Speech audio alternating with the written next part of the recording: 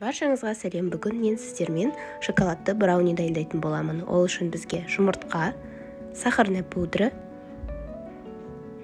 венчиктің көмегімен жақсылап араластырамыз.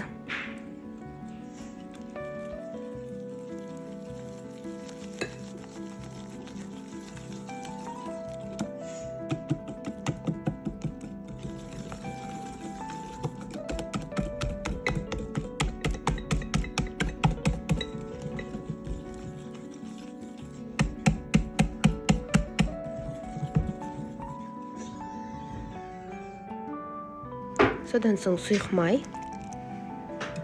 және сүтімізді құямыз.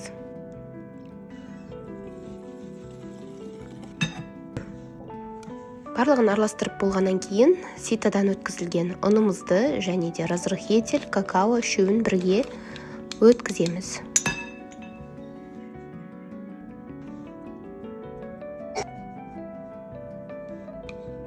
Осындай комочектар болады, осылардың қасықтың көмегімен езу арқылы барлығын өткізіп және венчиктің көмегімен бір келкі масса болғанша араластырамыз.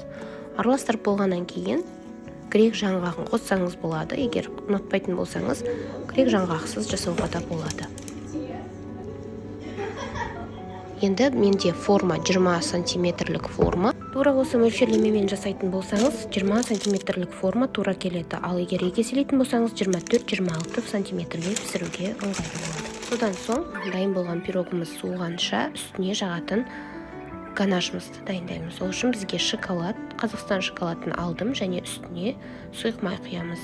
Микроволновкада ерітіп толығымен, содан кейін суыған пирогымыздың үстіне осылай құйсақ болады.